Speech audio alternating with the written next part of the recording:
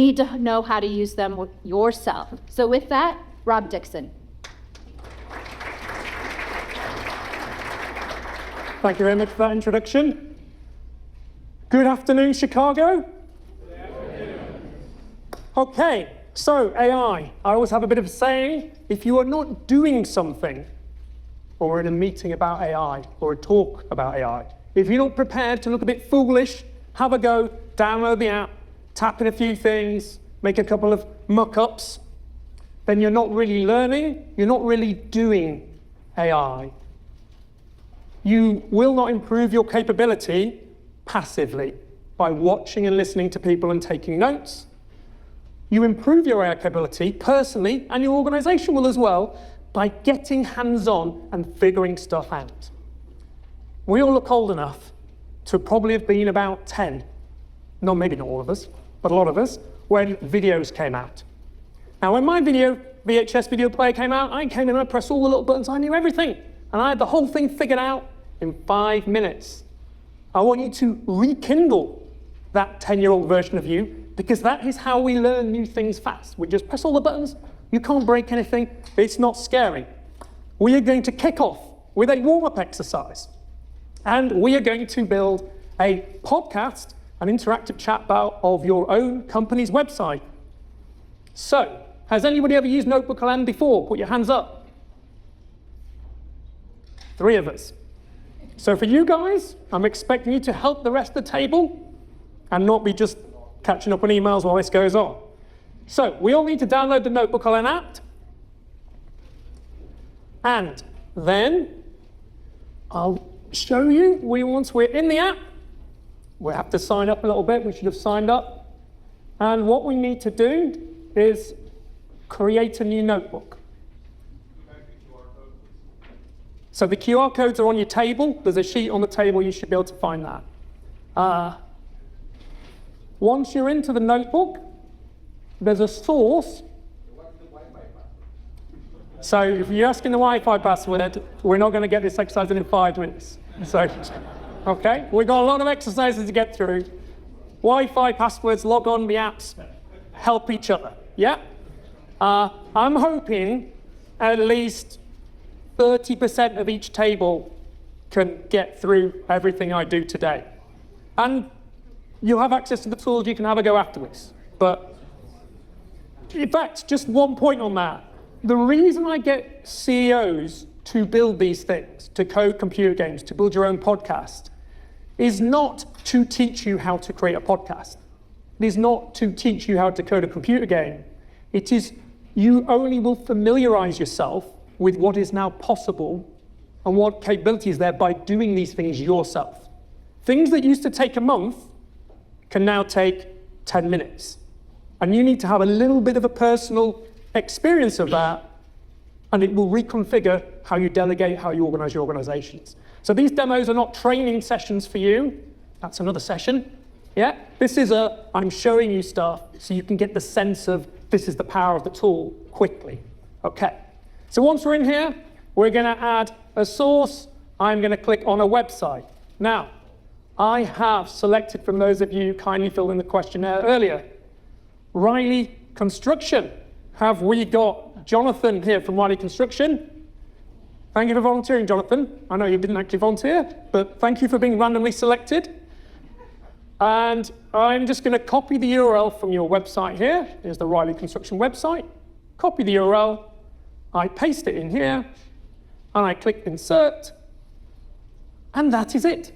I have created a chatbot for the website. And I can say, what do Riley do? I can ask some of the questions. Over here on the right-hand side, on your phones, it's like a little tab that says Studio. If you click all of these, this will make an interactive podcast. This will create a slide deck. This one creates a video. And you should end up with a whole load of stuff being built. Okay.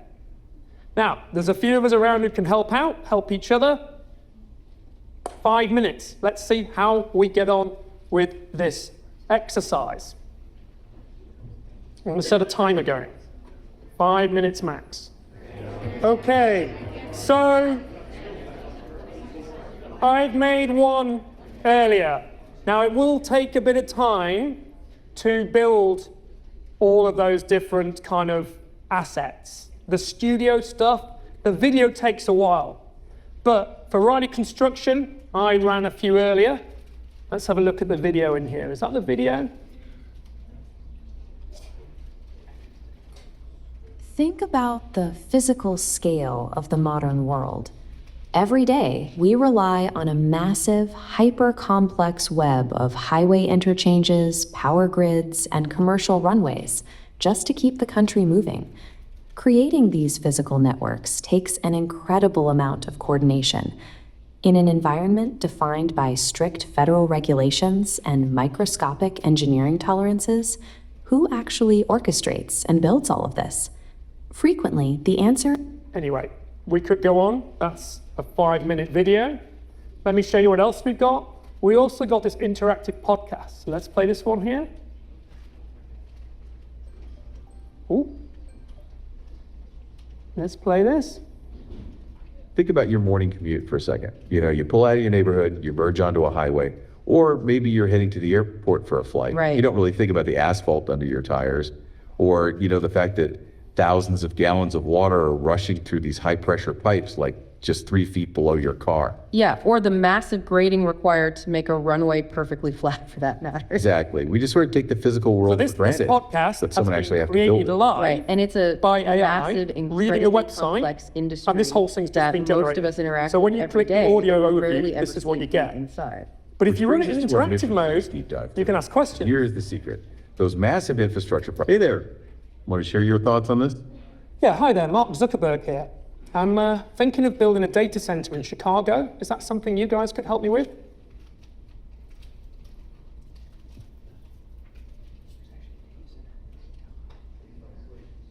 Well, Mart, if that is really you, we might be the wrong people to call for the digging. Yeah, we are much better at talking about the dirt than actually moving it, believe me. But the project you are describing, a massive data center, is exactly why this topic matters. It is all about that specialized underground infrastructure and grading we were just mentioning. Exactly. You need companies that handle the unseen foundations of our entire digital world. Which leads us perfectly into the company we are looking at today, Riley Construction.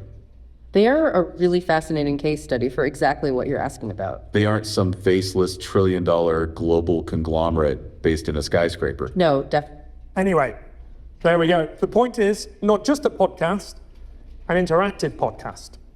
Yeah? So, here it is at Notebook LM. These could be interactive websites, asking questions directly. These Notebook LMs, I use them because they're really powerful, free, they're very quick. That's just off the website. You can actually add multiple sources in here. So if we were building this properly, we'd put in a brochure, details, we'd give it some guidance of how to answer certain questions, boom. But 2 minutes, no skills, not that much skills required to build it. There's our warm-up. So, 2 things we could be doing as a CEO when it comes to AI in our business. Now, the first one, I imagine we're all very familiar with. It's applying our AI capability to projects. I had a read through of 50 of you who filled in and told us what you've been doing with AI in your organizations. There are a lot of projects. We're going to use AI for this project, and it's going to deliver us ROI, return on investment. We apply it to projects, we learn it, we deliver return on investment. The second thing, building organizational AI capability. Now, generally, in mid-market organizations, this is what gets overlooked. And it's very important because 85% of AI capability projects, where we're delivering projects and building things, they don't deliver return on investment. Now, why don't they? Usually because we haven't got the AI capability to apply to deliver these projects. We're looking for returns too soon. Now, spoiler alert, AI, as far as we're concerned, did not exist 3 years ago. So nobody had an AI capability 3 years ago. No individual, no businesses, No one. We all started from zero on the 30th of November, 2022. But we're expecting to apply this 0 point to projects and get returns. Any of you keep bees? Any beekeepers in the audience? Good? Oh, one. Yeah, maybe just bear with me on this analogy because it might be a little bit flaky. Now, bees. In a beehive, there are 3 jobs. Number 1 job is the queen bee. The queen bee sets the strategy and the vision for the hive. Now, all hives have pretty much the same strategy and vision. What that is make more bees, expand and grow, expand the hive. Job number 2 in the hive is the worker bee. Their job is to fly out to where the source of nectar is, pick up the nectar, bring it back, turn the nectar into honey, more bees. Business as usual bees. It's about efficiency, it's ROI. They're driving backwards and forwards all the time, making the honey, more bees. The 3rd job is the explorer bee. Now, the explorer bee's job is to find new sources of nectar, to fly out there amongst the hive, amongst the field, find the flowers in bloom, find the new trees, the new sources of tree pollen, identify that, fly back to the hive, and they do a little waggle dance, signal to the worker bees, look, we found a fantastic new source of nectar over here, we need to start mining this as well. And the worker bees zoom out and they go and get some more nectar. Fantastic, this is how the hive goes. Now, if 100% of the hive are worker bees, we're very efficient, we have amazing ROI, we have a fantastic high valuation because we've got no overheads of all those people mucking around finding new stuff, doing R&D and innovation and weird things. We're super lean, we've got a great multiple, we've got a great valuation. Accountants love a hive like that, or worker bees. The problem is the hive dies out because it mines out all the nectar and there's no more end of the hive. If the hive is all explorer bees, we're finding loads of stuff, it's brilliant, but we're not converting any of it into actual honey. We're not making stuff. Yeah? So it's brilliant, we've got all this amazing stuff, but there's no profit coming in, there's no money coming in. Again, the hive dies out. Nature has solved this problem. Evolution has selected that every hive will have 85% worker bees, the business as usual bees, and 15% explorer bees, finding the new honey. And it is a machine, an innovation-optimized machine, finding new sources, finding new things to do, feeding that in to the machine that is the worker bee that goes forward and drives this innovation. Now, if we just take this analogy back to your organization for a moment, building organizational AI capability, getting good at innovation, finding new revenue streams, developing new processes. Realistically, we did a time and motion study on your time, your people's time, your knowledge workers' time. Today, probably 1% of actual time is in that innovation field. 99% is business as usual. The number 1 reason organizations are not moving forward is because the priority is business as usual. There's targets, there's bottom, that's how the organization runs it. That's what prioritizes in people's performance management roles. In their annual reviews, in their bonus and their pay package, it's boom, boom, boom, business as usual, ROI. No one's measuring, no one's incentivizing how many explorer bees we should have. Who does this?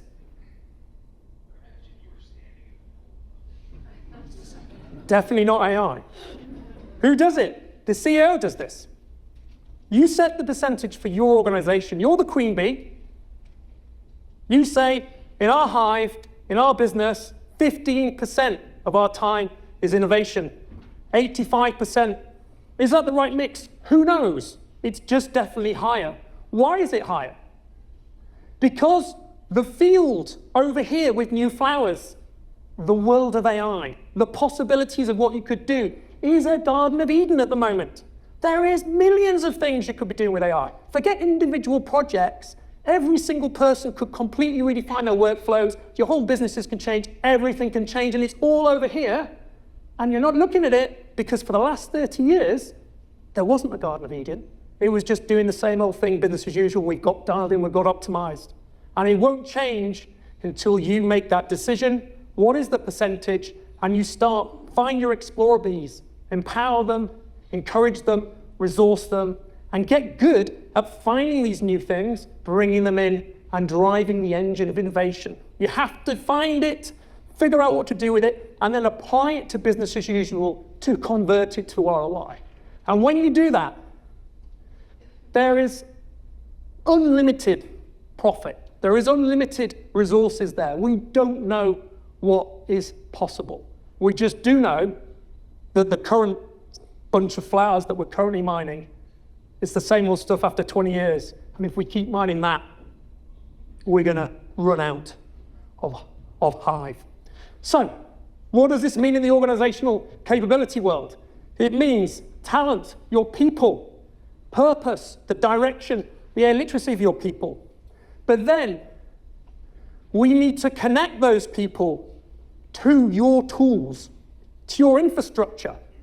We've got to get your organizational data into the AI. It needs to know about your business, your knowledge, your accounting system, connect all these APIs, your emails, your recordings. We need to get the best tools. What's the current world #1 most powerful tool and wrapper? Claude, Opus 4.7. We're going to have a go at it in a bit.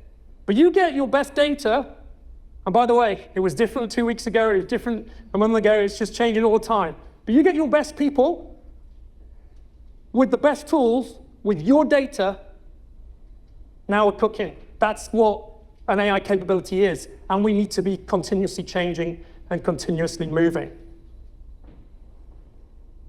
30th of November 2022, that's the date ChatGPT launched.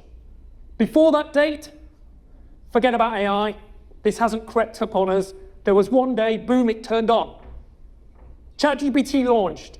5.8 billion people simultaneously get access to the most powerful tool in human history, generative AI, for free. And since then, we have been on an exponential explosion of disruption. What have I been doing during that time? Well, this, basically. I tried to organize a conference at my university 3 years ago. They had a bit of a nosebleed. Thought it was going to promote cheating. And they cancelled it. 1,000 people coming from 5 countries to ring them all up, say sorry. But what did I learn? I learned I'm working in the wrong organization. So I left. Just like any talented explorer bee in your organization will be thinking of if they're not allowed to fly and bring their pollen over. I left. I started my own company, and since then I want to find who does want to be part of disruption, and I've worked all around. I used to think it was tech. It isn't. It is about people. It is about education. Education rather than upskilling, because you learn over a period of time with this. You can't just come to one session and we can do it. You will learn over time. You'll be going, and in a year you'll be better, 2 years you'll be better, et cetera, et cetera. It's a continual improvement as the technology is constantly changing and you're constantly adapting to it. And finally, the last bit is change. At some point when you've done your exploring and you've upskilled, you've got to bring it back and change a business process. Change your products and services. Something needs to be different, otherwise there's no ROI. You've just been watched a presentation, you've done a book, you've had a little go, you downloaded an app, that was fun, that podcast. What are we going to do with that? Are we going to change the induction process? Are we going to give interactive podcasts when we do tenders to people now? So it comes with a little podcast, they can listen to the podcast version of tender it. We're going to change something? Are we trying to automate that as an automatic flow that pulls up? Or not? Because if we don't do the change, we don't apply the capability, we don't get the ROI. There's a book on the table at the end of the session. I've done 374. This is at the end of last year, so probably done 450 sessions like this. We have a team of 15 of us. I've done it all over UK, Ireland, USA, East, West Coast, North, South. Companies from as big as 10,000 employees to 20 employees. Canada, Spain, Hong Kong. Hong Kong was very funny. I did a big session for the University of Hong Kong 2.5 years ago, and I said, these are all the apps. Everything was banned. I said, the session isn't going to last very long. All these apps are banned. They went away. They were all turned on. We did the session. All the lecturers loved it. I called a month later afterwards and said, hey, how are you all getting on? Oh, they've turned all the apps off again. And that was it. They all learned it. But that was before DeepSeek, Kimi 2.6 and Moonshot. The US is about 3 months ahead of China at the moment in AI. They're closing. They got some pretty amazing talent driving this stuff forward.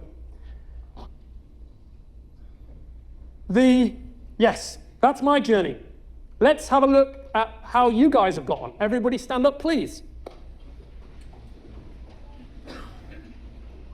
So, if you have never used AI before, and by that I mean ChatGPT, Gemini, Claude, Grok, Copilot, and I mean personally, please sit down. Okay, so I think we have 2 people. Anyone over there? Okay, 2 people have never used it before. If you are less than a monthly user, so monthly users and higher, stand up. Less than a monthly user, sit down. So a few more again, another 2 or 3. Now, less than a weekly user, sit down. 1 more. Less than a daily user, sit down. Okay, now, this will take out 50% of normal people. As a CEO, I would be amazed if anyone sits down. Shame if you do. If you do not have access to a paid account and you're a daily user, sit down. So all the daily users with free, there's 3 people over there. Daily users, they can't spend $20 a day. Yeah, I want to change the world, oh, it's only $20, I'll spend the $20. It's too expensive. Yeah. Okay, the rest of us are daily users with paid accounts. Great. Just a couple of show of hands. I'm going to shout out a tool, tell me if you're a daily user of it. Copilot. Okay, hands down. ChatGPT. Hands down. Claude. Decent amount of us. Okay, Grok. A few. Yeah. There's right, that's good. Now, the next one. By the way, that there, this is the plateau moment. So what happens next, we'll see. Again, with CEO Corp, could be different. Those of you who are sat down, generally, it's a bit like crack cocaine AI. You take it once, you're a daily user. There isn't much in between. Yeah, you move very quickly from daily, weekly, boom, suddenly you're just living on the streets, or it's a game over, yeah? That's kind of how it goes. Right, so you end up with the daily users, yeah? And we've got a paid habit there. Right, so the next bit, this is the plateau moment. If you have not built something with AI, now the definition of built would be a gem in Gemini, a GPT in ChatGPT, I will accept a project folder in ChatGPT, a project folder in Claude, a skill in Claude, a reusable prompt, vibe coded a software application. If you haven't done any of these things, sit down. Okay, so that's about half of us. That is considerably higher than non-CEOs. Next, if other people are using the thing you built, stay standing up. So if you build this thing and no one else is using it, sit down. Okay, this thins it out again. Again, this is higher than normal for CEOs. Sir, you just sat down, you built something. What had you built? Just some sample AI agents in Copilot. What did they do? Just to tinker around, like for example, like taking a benefit plan document and trying to identify variances compared to what I would like it to look like. Was it good? No, not the first one. But it's getting better. Yeah. That's one example. I've tried like 5 or 6. Well, one of the things we need to think about when we're getting results, it's what tool we're using, what paid account is it, our access to compute, and also there's the prompt and the way we set these things up ourselves. This is capability. Generally, pretty much everything you can get to amazing. It's just a question of figuring it out and finding the time to figure it out. That's a big problem, especially for CEOs. We're the busiest people. You guys who built stuff for sharing, let's just find out a couple of things that we built. What have you built, sir, that other people are using? simple agent in Copilot that has our employee handbook, list of employees with the tenure dates, and all our employee benefits. And so you can ask, you can just chat, what kind of vacation does someone has? How much does health insurance for them cost? And then we'll look at, I mean, the data's somewhere else, but it's quick. Where they can find it, they can answer it out, saves all the inbounds on employee handbook. Fantastic. What about you, sir? What have you built? Well, so currently I'm building 16 different agents. So one In what tool? So I'm using Claude. Yeah. 1.7 computer. So we're building an agent that is going to do market research for our firm. Yeah. So it's constantly running and look at the different sectors that we serve. We've got a lot of integration with connecting email to Slack and Teams. Is this you building it or your company? So I'm building part of it. Yeah, There's a team under me that's also assisting. I've helped build a tool that reads CAD documents that we are replacing. It goes through a review process with it needs to be this exact iteration, and that saved probably 50% of the project manager's time because here's the design standard. Does it meet it? No, it doesn't. Here's the 50 things you need to fix. Fantastic. So you're doing loads, and that way of working, I think it's a really good way for CEOs. Rather than speccing things to other people to let them build the spec and then do it, try and build it yourself, and then the bit that gets actually to work is that's when you bring the team in. That's how I build stuff. Like the thing that you logged in that software package, that's what I do. I try and code it myself, and the bit that then makes it work for 100 users at scale and not crash and do what, you guys just fix that little bit at the end there. And then, brilliant, saved lots of time. Let's have a couple more examples. Yourself, sir? I had my bot reviews all of the surveys from our customers, arrange them, send them to them, and try to Fantastic. Just another one? Cash accountability program for a banking business that we're involved in. And then you share that out with all your team to use? Yeah, I've developed it, now the team uses it to assess cash accountability and share it out. Fantastic. Right, sit down, everybody. The reason I like to do that, 2 reasons. There's some real use cases, some real value. Don't believe me, believe your peers. But that route is a route that you guys are on. You're going to go from daily users to weekly users to monthly users to weekly users to daily users. Paid account, you'll end up with more than one paid account. All the most electric people will end up with 2 or 3. And when new stuff come out, you'll be excited to go and try out the latest, best model in the world and see how it works. And does your cash accounting vending machine thing, suddenly is it better? Can it do new things? You'll go and figure it out. Does your app get a bit further out of the extra team and it doesn't need them anymore? This type of stuff. This is where we get to. This is your journey. And you can take that and you can apply it to all the people in your organization. That's the journey that they're on as well. And now imagine everyone else gets to that level. And now everyone's at that top level and all equipped and they connect to the data. Well, what does the company look like now? It's completely different. The quicker you can speed through that process, the quicker your competitors are going to be very worried. Now, we've got to be careful with the term agent. 2026 is the year of agentic AI. What does agentic AI mean? Here is a simple guide. Okay. Back in the day, 30th of November, we had a model, ChatGPT 3.5. We write a prompt. We press return. It goes into the model. Out pops the response. It wasn't connected to anything in particular, so sometimes it made stuff up. It had a go. It was great. The next thing is we connect our model to our organizational data, and maybe we give it a role. So we build a bot, a GPT, a Copilot agent. But again, we type something in, we press return, does some stuff. But this time, like Notebook-LM, it's reading a website, it's reading a document, and then it gives a more balanced response. And it's more accurate because it's retrieving information and checking it before it does it. The model's like the brain, the data is like what it's looking up. Think of the model as the human replacement in it. It's the knowledge bit. And now we're into agents. OpenClaw being a super powerful one that you might have heard of, but open source, and it's got all kinds of habits of deleting everything that you've probably got. Claude Code is a particularly fantastic one. Cursor have got like a really nice variant of it.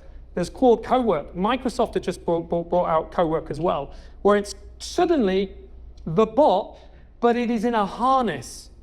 Now, what is that harness? We're connecting the bot to loads of tools and stuff. Yeah? We're connecting it to search. We're connecting it to different tools like design, CAD, Figma. Like it can import, it can export. It's got skills. Maybe it's got your brand guidelines. Maybe it's got your presentations. Maybe it knows previous things that you can go through. Maybe it knows how you like to produce your quotes. Yeah, it's got your marketing style. You build all these skills up. We have sub-agents. It goes, this is a big job. I'll rustle up some buddies to help me with it. Yeah? We've got your profile, the user and the business and the department they're in. We've got the data, all the API connections to everything, your email, your Teams, critically your meeting recordings and transcripts. That will transform how smart your AI is. But also your operational data. And you get into issues here. If you're a bank or if you're a lawyer, you've got to overcome those hurdles. But that's your job to overcome those hurdles. Or to set that as an objective for the team to overcome the hurdles. Because it's a bit scary if you're responsible for compliance and security.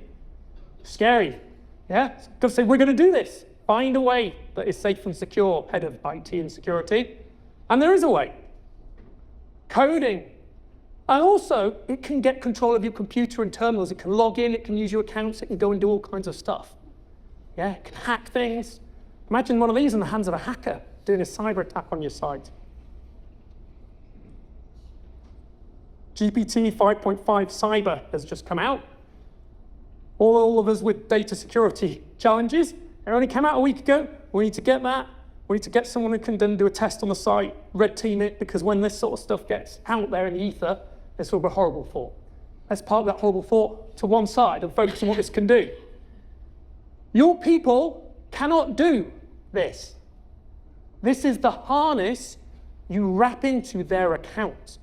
As an enterprise, you need to set these things up, connect them all up, and people should just be able to come to work, be connected to their data, connect their tools, and start asking it, and it knows everything they need about their job, and all the skills of how you do things are in there. Probably 1 in 100 organizations is working like that. And they're generally small businesses, because there's a lot of departments involved in all of that for a big business, and it's a bit of a challenge to get it set up. But when we're in there, the difference is amazing. Now, let's do an agentic demo. This is where it gets a bit harder. So, we're going to go into, those of you who've logged in, if you go into the hub, I have set up some resources. And these are prompts I've written earlier. Now, I am going to set these running, and then you guys try and have a go at setting them running as well. I would just suggest watch what I do first, and then maybe you want to have a go after the session, but also have a little go now, and I'll show you what happens. So the first one I'm going to do here is Midwest Concrete. Have we got Midwest Concrete? Chris from Midwest Concrete? Hi, Chris. Right, we're going to do, what did I do for you guys? The competitor benchmarking dashboard. So I'm going to open this up. And the way you use this is to access the prompt I've written, just click on the Claude icon, or whatever you want to run it in. You can run it in Copilot if you've got it, or ChatGPT, whatever your paid version is. It will open the app, and then in the paste is the prompt. Okay? All you've got to do is take the URL of Midwest Concrete. Now this is the important bit. Make sure we're in the best model. In Claude, I've got Opus 4.7 Adaptive. Make sure you have things like extended thinking turned on, and you set the thing going. Okay, there's one agent running for me. I'm going to set the next one going. Here's my organizational access. I'm going to run this one in Claude again. I'm going to paste in my prompt. And this time, Karen from Bay Companies, you had a lot of companies. I went for Bay Insulation Services. Karen, you're in the room somewhere? Yeah, I hope you don't mind. By the way, it's only using publicly available information. So it's not doing anything secret or nefarious, honest. Yeah, so we're going to set this running. Now, what's this going to do? This is going to do an SEO and geo analysis. So how does AI read your website and your SEO that we obviously know about? It's going to look at AI opportunities in your business. It is going to look at security risk as a result of AI as well. So we set that one running. And the third one we're going to get going here is a target client identifier. And Victor from Malign Forge. Do I pronounce that right? Malign Forge? Are you here somewhere, Victor? Yep. Malign Forge. Apologies. I'm going to just paste. Oh, I've done the wrong thing here. We're going to paste this in here, and we're going to run this for Malign Forge. And let's get it going. Ooh. Okay, so I've got my 3 agents all running now.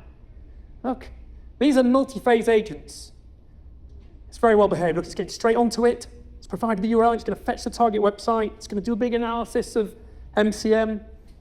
It's going to really get its head around the business. Then it's going to look at the market context, analyze all of this. It's going to go through all of this stuff to start to build an interactive dashboard. Okay? Now, for those of you who haven't had time to onboard to the hub, I'm going to give you a quick bonus thing that you can do. And here we can go, and I'm going to do Frogger. Please code Frogger. And if you just literally in Claude type please code and say a computer game from your youth and click run, and we'll let it go. So I've got 4 agents running now.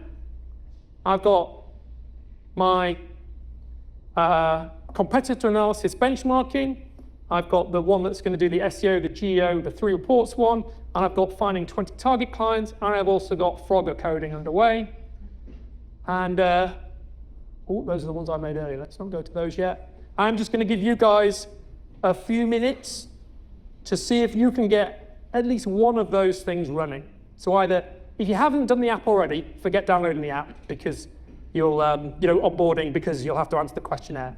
Just get Claude and code a computer game. Frogger, Pac-Man, Space Invaders, whatever you like. Just click code and put it on the best model possible. If you're on the free account, that will be Sonnet 4.6 extended thinking or adaptive. Okay? And let's just try and get there 5 minutes maximum. That was a very quick 5 minutes. Now, I'll show you what you can end up with once you just set up with the right gear. Yeah? By the way, you can have access to the hub after the session. If you get in the general section, these prompts that I've built, these are things that have taken me like half a day to make. This is what you'll end up with if you run these for your organization. So, this was the Midwest Concrete Materials Interactive Dashboard. Yeah, that it built. Takes about 10, 15 minutes to run. When I download this, and now I've got a little interactive competitor analysis that I can sort of flick through, look at the different market, Midwest Concrete, and now we can look at your competitors. It reckons you've got 4 direct, 2 indirect, category leaders.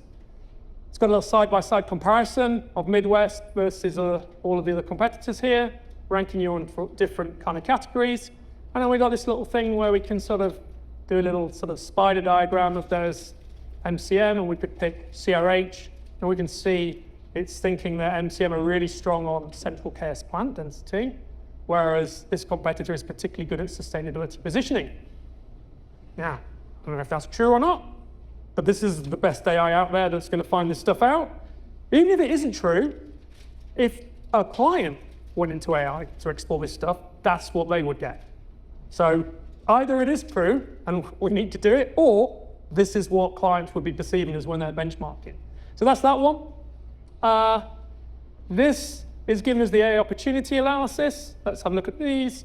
That one is going to give us a really nice report of all the different AI opportunities. This is for bay insulation systems, organization overview, current density, area, disruption risk assessment here.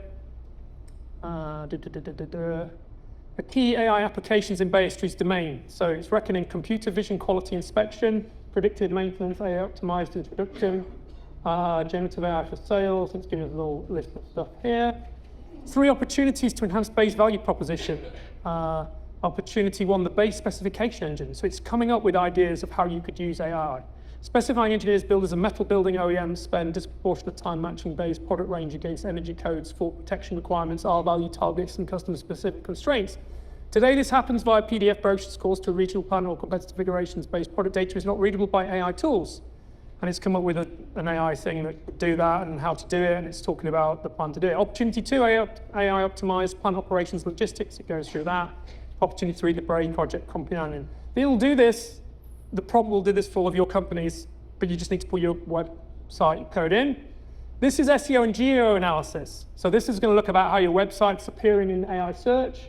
So if we have a quick look around here, we've done it for bayinsulation.com, and it's looked at some sister domains as well. Made some technical observations. Okay, let's skip through the SEO stuff. Let's see what it says. Oh, it's giving you some top SEO recommendations here. Add product organization FAQ and a breadcrumb list schema to all key pages. This will have an improvement. So these are some tips on what to do with your SEO. Convert the highest traffic PDF brochures into HTML pages with the PDF download as a secondary action, because it's stopping crawling. Here's some geo stuff. Clear definitions. LLMs cannot cite Bay as the authority on the foundational vocabulary of the category. FAQ content blocks.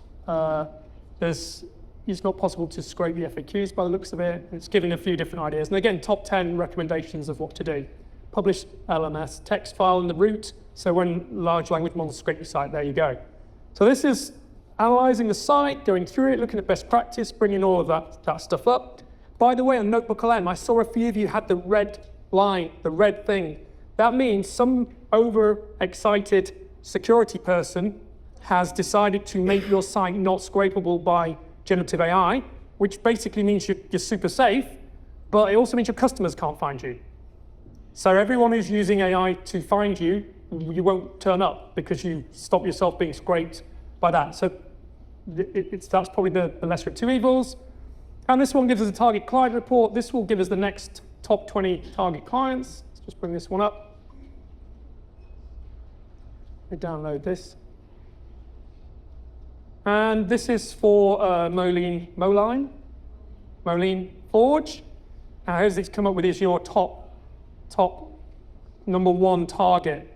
It reckons there's somebody called Vermeer Manufacturing Company. Now, by the way, it identifies opportunities. So if you have an existing customer with a tender coming up, it will put that as number 1. But as well as analyzing it, it will look at the problem the client has. So Vermeer is one of the US largest headquarter manufacturers of hay equipment, balers, mulches, organization, trenchers, and underground machines. Most of these lines depend on mid-sized carbon alloy steel forgings, et cetera, annual blah, blah, blah, blah, blah. Tariff exposure on imported forgings has materially shifted the landed cost against Asian competitors. What to sell them? Closed die, hammer forgings, and carbon alloy steel. It gets quite detailed, and it gives a pitch. Mr. Andringer, who is somebody at Vermeer. Vermeer and Moline Forge are 2 neighbors, and we both started live serving farmers in this region. We supply closed die hammer forgings to 5 to 50 pound range, blah, blah, blah, blah, and it'll give you like a pitch to connect to them. We've got 20 there. If you're not happy with these customers, you can just go into the thread and just go, find me some more, look at this sector, do this. And the prompt will get you dialed into producing that report. Okay?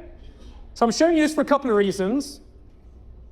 Number 1 is, by all means, get the reports, do some stuff with them. The main reason I'm showing you this is look at the prompts I've written. Yeah? To get there, it is just writing a prompt. Now, I've come up with the idea, I know what I want, I then ask AI to enhance it, I then run it, I test it, I iterate it, 4 hours later I end up with that prompt. Now I can give that to all of my team, and all of my team can do it. Now I can run it for all my clients, et cetera, et cetera. And I can be making games, graphics, interactives, programs, you name it, from that prompt. So, have a play with those later on if you want to. Some of you who ran that, I don't know how many of you got to the point of running the actual prompts. I want you just to remember, you ran those prompts in your harness. What I just showed you is current best output from the best harness. If you noticed, everything was connected to our branding because it knows my branding, it knows my style guide, etc. And also it's connected to all the search, and I'm on the 100 quid a month account that's giving me lots of compute to throw at this thing, to throw at it. My developers are on 250 quid a month accounts.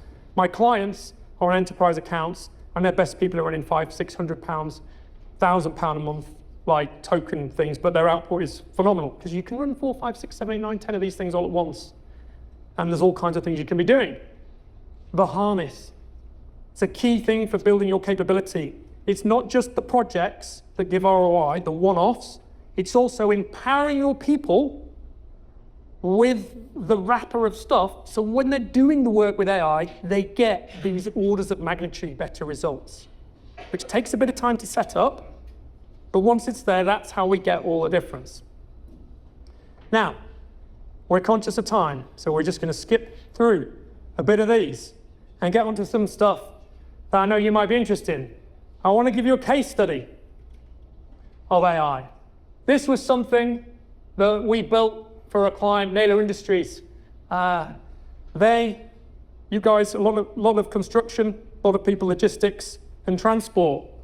The problem was loading on the back of trailers. And there's a big problem. The biggest cost was all the delivery, and all the different things were different sizes. There were these, like, they did underground piping, heavy engineering stuff, et cetera, et cetera. So they wanted to use AI to basically, integrates with all their order stuff, customer sends the orders through, it maps out how many loads it is, figures out if there's any utilization, suggests to the client, why don't you buy a bit more stuff to top up the load? Or why don't we patch the load up through different things? That's what AI did. And it took their load optimization because it was a big problem because this was really manual. People had to work it out. Generally, they were loading it on the truck because they're all really weird size shapes like they are in construction and 3D things, and they couldn't put stuff in this. And then they'd figure it out and someone would have to have a phone call, whatever. So the system mapped it out. That's transformed what they're doing, improved logistics delivery, etc. The BBC did a little article on it. Next step is you give that to the client. So the people on a big heavy construction site, they're ordering all this stuff, they can optimize all their loads. So that was one case study I wanted to do. Just talk to you about another one, self-writing software. I'll just super quick show you this one. I'm conscious we're running out of time. The software that you were using there, the hub that we've written, this principle applies to pretty much anything. When we do a ticket, we're kind of filling in whatever we need to do. The bug report, we're attaching a screenshot, etc., etc. But I just cut and we're pasting it in, and so on and so forth. Just paste something in. Ooh. Okay, and then you submit for feedback. Now what happens is those tickets go into the system. This is just like our kind of back end, and I'm in the wrong company. And in the back end, they all appear here. And if we go and look at one here, that is what was submitted. And then this is the specification that was written. So what happens is the feedback goes in, it goes to an AI agent. The AI agent is connected to the code base of the hub. It analyzes it, writes the spec, enhances it. There, version 2 will chat with the client. Version 3, which we do manually at the moment, is we take the spec and we put it into another agent. We build the codes, the bug or the fix or the feature, and then we have another agent that tests it before it gets deployed. So you can see, the whole thing from changing this suddenly starts to get automated. Someone just raises a problem, the AI is figuring out what it is, it's getting enhanced, it's connected to the code base, so it actually corrects the correct code, and the humans are just getting that system faster and faster and connecting it to more and more apps. And this is how we get recursive improvement. When you get your AI into a loop and you try and get the human AI out of it, and you can speed it up. So, and eventually you kind of end up with a software that's kind of fixing its own bugs or writing its own thing. So, we're about to wrap up.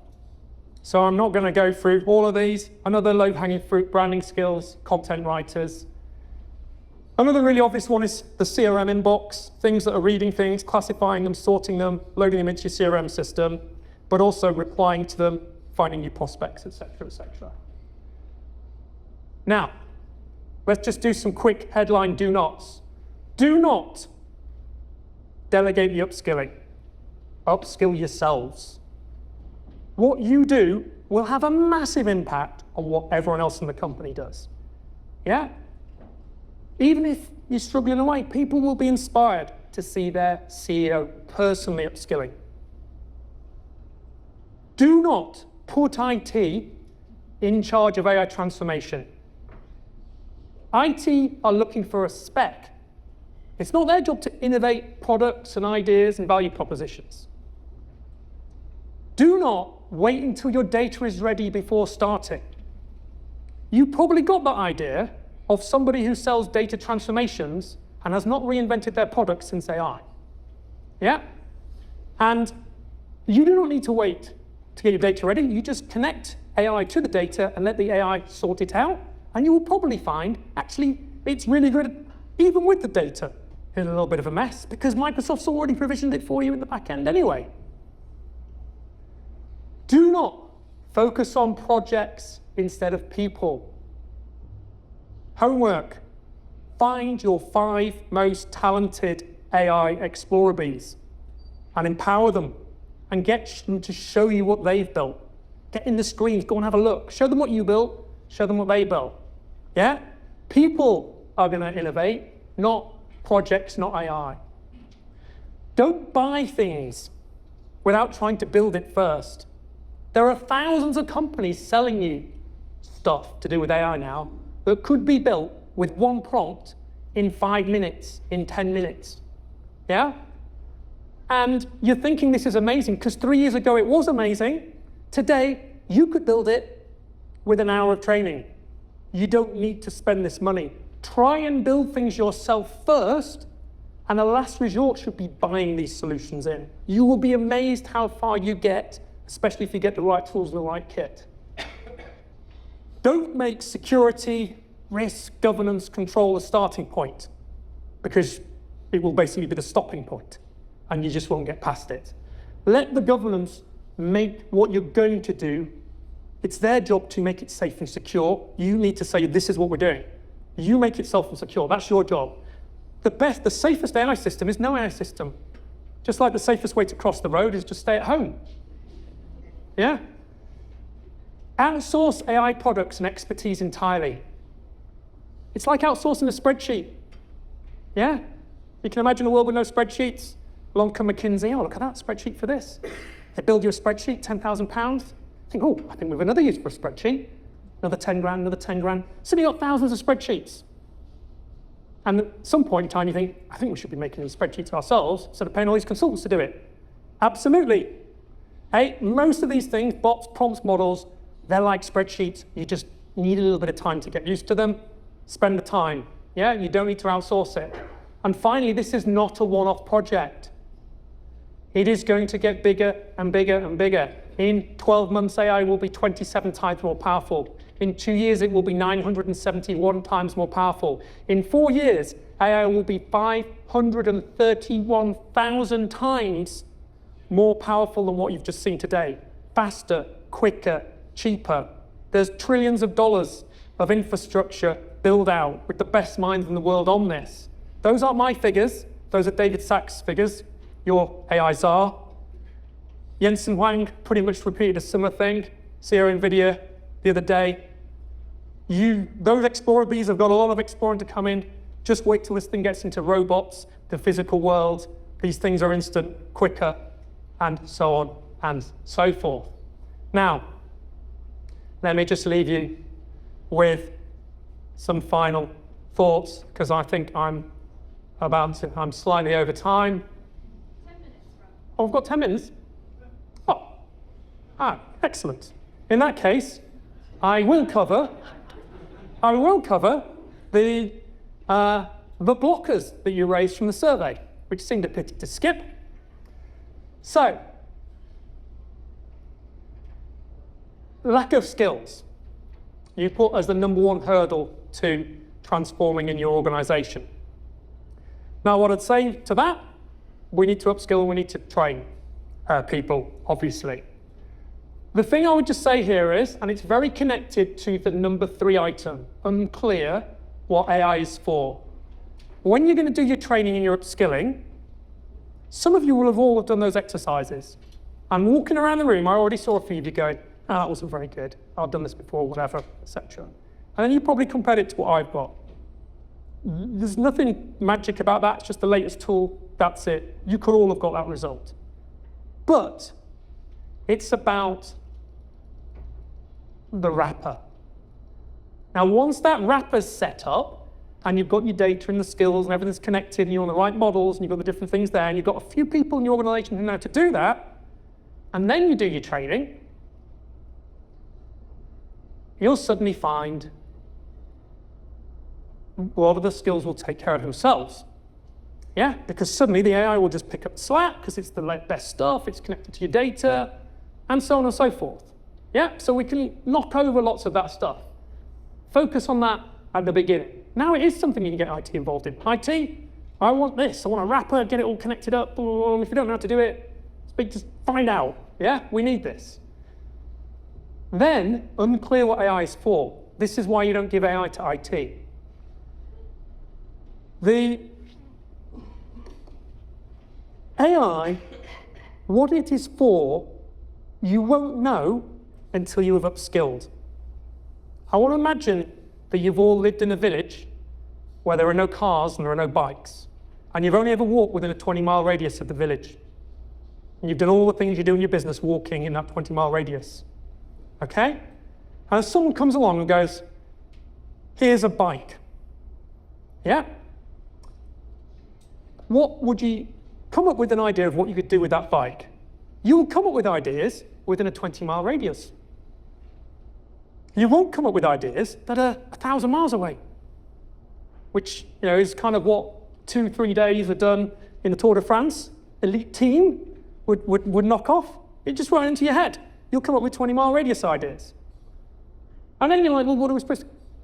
The way you learn what a bike can do is you learn to ride a bike, you get on it, you build a few things, you build Frogger, you run a few apps, you play a few things, you have a go with it, you upskill your people, you get them using prompts, models, bots, agents, doing stuff for at least a month.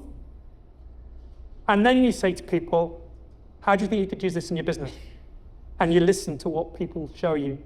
And then like I did at the beginning, and I was like, oh, show this person, I'm sharing it with the group, that's what you do. Yeah? And then people share their experiences, and you'll come along, and you'll go through that process, and you'll go through that journey of showing and sharing, and it will build up. And you will discover what AI can be used for in your business. You already know your business inside out and all the problems and opportunities in your market. You don't need to know that. What you don't know is AI and what it can do. And you just focus on playing with it, and at a certain point, you'll be full of ideas, and you'll know when you get there. You just keep playing with it and using it, and eventually they'll just come, and they won't stop coming. I can tell you I've been on the journey for 3 years, every single day, and there is a never-ending list of things I'm aware of that we should be doing that we're not doing. That's the bit that comes next. Security concerns. This comes back to the vision. This needs to be delegated by CEOs. We are going to be 15% innovation, 85% doing this. Personally, I'm going to spend 2 hours a week fiddling around with these things myself. I expect everyone on the team to do this. You, whoever this person is, are responsible to make sure the wrapper we're doing in it is safe and secure. Go and figure it out. Because Microsoft is totally safe and secure. Claude Enterprise is totally safe and secure. ChatGPT is totally safe and secure. There's a lot of compliance things, but it's perfectly possible and doable. You just need to delegate from one to do it, and then they'll figure it out. Yeah? But if you ask them, is it safe and secure? It didn't exist 3 years ago. How do they know? They need to go on the learning journey too. Yeah? So you've got to say, look, we are doing this. Figure it out. Yeah? Lack of time. That comes back to our business as usual versus explore these things.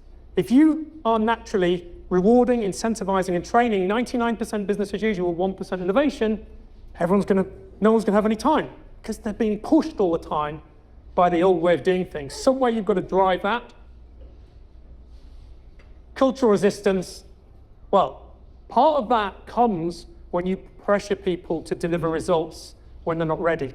So I was like, upskill, play, explore, wait a period of time, month of that, let people build a few things, let it go bottom up. 4 months into the journey, then you come together with your best people, your best explorees, and say, what are we going to do as a business? But discover it rather than trying to work it out, because you won't be able to work it out. So, just some final little thoughts to go away. Think me, think my team, think my business. Think the Queen, that's you. What do you need to do? Lead the learning. Your fluency sets the ceiling.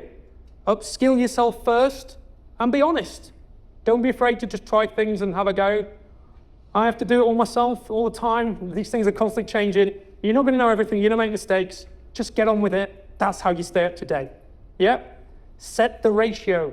If you don't set that ratio, no one will set the ratio, and business as usual will dominate your team and your people. And the last one there, listen to the dance. That means the waggle bees. In your organization, 10% of your people is what I've found are already fantastic at this. Can you name them? 100 people, you should be able to name the 10. 500, there should be 50 of them. You want to know who they are. And they're in your organization going, hey, look at this, look at this, look at this. This is really cool, this is cool. And you're going, stop looking around with that. Profit, profit, profit. Sell, sell, sell. Or whatever your driver is. And these people are going, this is a bit naff. We're going to leave. We're going to go somewhere else. And somewhere else who's gone their journey, their organization to a point, will be going, I want those people. I want them over here because they've recognized them. You need to watch for them, find them, and they're yours. Let them do their stuff. Go and mine their honey that they found. Yeah? Lock them in, because the whole world's going to want these people very shortly.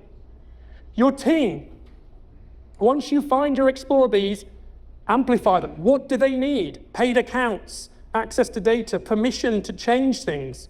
They usually don't have the stake authority. Understand the resistance, support the cautious, challenge the blockers. Audit, measure people's capability, set targets for it, set rewards and incentive structures. And then we get the business. Focus on building the capability, talent, purpose, and literacy. They're the people dimensions. The tools people can use, the data. Apply the capability you've built to projects.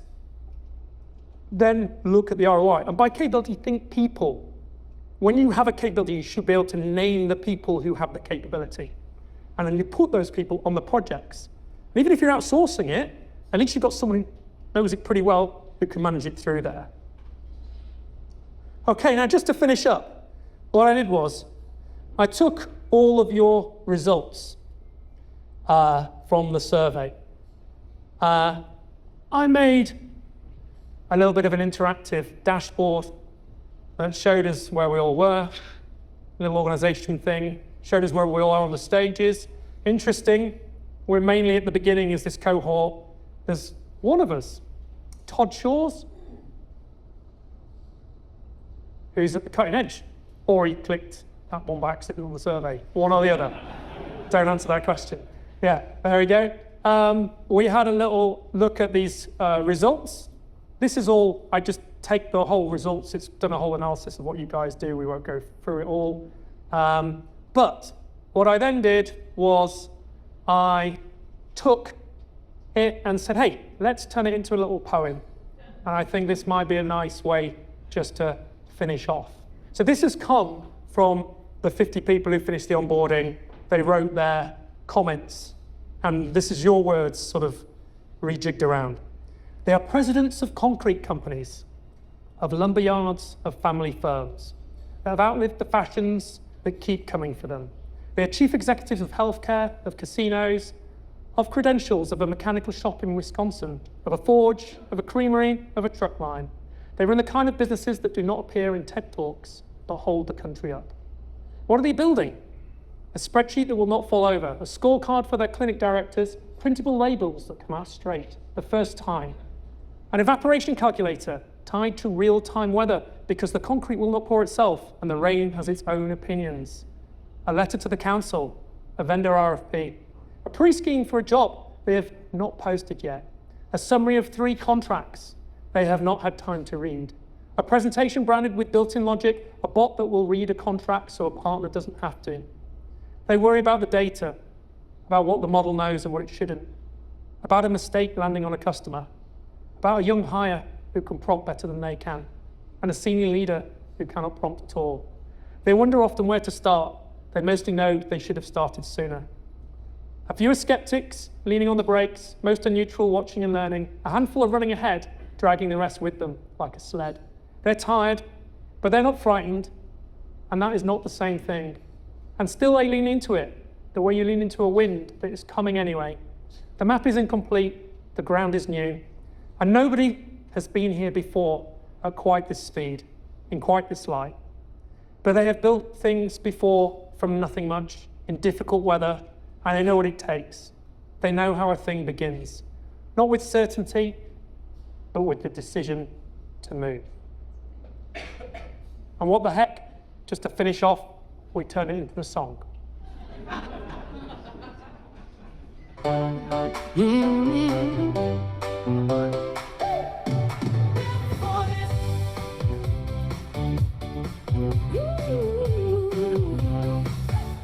So, concrete yard to the lumber. this is it from me.